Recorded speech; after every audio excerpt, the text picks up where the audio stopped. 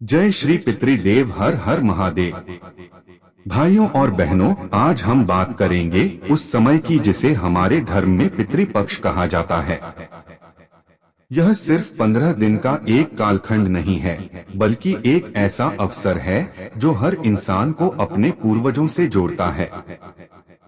हम में से हर कोई अपने जीवन में सफलता चाहता है, सुख चाहता है, संतान की समृद्धि चाहता है, लेकिन बहुत बार तमाम प्रयासों के बाद भी हमें फल नहीं मिलता। तब ज्योतिष और शास्त्र दोनों एक ही बात कहते हैं कि कहीं न कहीं पितृ दोष अटका हुआ है, कहीं न कहीं हम अपने पूर्वजों को प्रसन्न नहीं कर पाए हैं। धर्म ग्रंथों में स्पष्ट कहा गया है कि पितरों की पूजा करना केवल एक धार्मिक कर्तव्य नहीं बल्कि हमारी आत्मा का ऋण है। जब हम इस धरती पर जन्म लेते हैं तो हमारे भीतर हमारे पूर्वजों का रक्त बहता है। हमारी सांसें उनके आशीर्वाद से चलती हैं। हमारी परंपरा, हमारी संस्कृति, हमारी पहचान सब कुछ उन्हीं की देन है। अगर वे न होते तो हम भी न होते। इसलिए उन्हें स्मरण करना, उनका आभार मानना और उन्हें तर्पण करना किसी पूजा से कम नहीं बल्कि सच्ची भक्ति है। पितृपक्ष का समय विशेष इसलिए माना गया है क्योंकि इन दिनों स्वर्ग के द्वार खुल जाते हैं और पितरों की आत्माएं धरती पर उतरती हैं।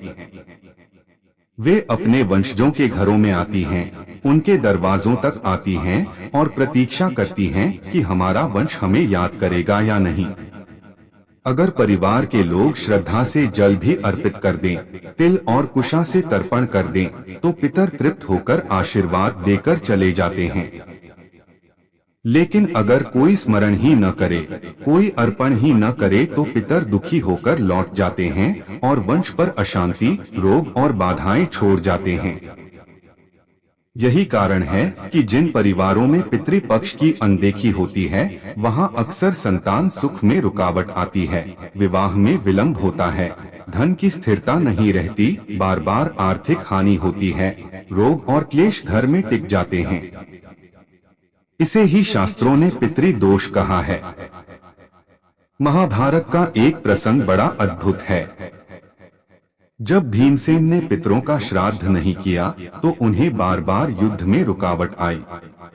विजय का मार्ग स्पष्ट होते हुए भी अधूरा रह गया।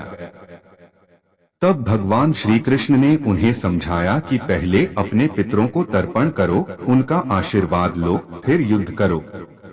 और जैसे ही भीमसेन ने श्राद्ध किया, पितरों ने आशीर्वाद दिया और विजय निश्चित हो गई। यह उदाहरण हमें बताता है कि जीवन में पितरों का स्मरण कितना आवश्यक है। गरुड़ पुराण में तो स्पष्ट चेतावनी दी गई है कि जो मनुष्य पितरों का स्मरण नहीं करता, उसका घर कभी शांत नहीं रहता। उसके जीवन में धन आता है लेकिन टिकता नहीं। संतान जन्म लेती है लेकिन सुखी नहीं रहती। दाम्पत्य जीवन में तनाव बना रहता है और कार्यों में अड़चन बार बार सामने आती है। वहीं जो मनुष्य श्रद्धा से तर्पण करता है, ब्राह्मण और गौ सेवा करता है, पितरों का स्मरण करता है, उस पर पितरों का विशेष आशीर्वाद रहता है। ऐसे घरों में अन्नधन की कभी कमी नहीं होती। लक्ष्मी स्थायी रूप से निवास करती हैं। संतान कुल का नाम ऊंचा करती है और कठिन से कठिन बाधाएं अपने आप टूट जाती हैं। पितृपक्ष में श्राद्ध और तर्पण के कुछ नियम बताए गए हैं।